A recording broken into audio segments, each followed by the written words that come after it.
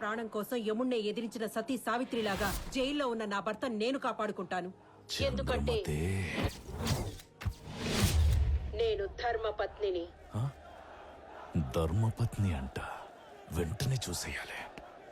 Sir situation out of control sir, ఏం చేయమంటారు? పోయి బంజుడు. రై, నువ్వు ఇచ్చిన చంద్రమతి నెంబర్ కరెక్టేనారా?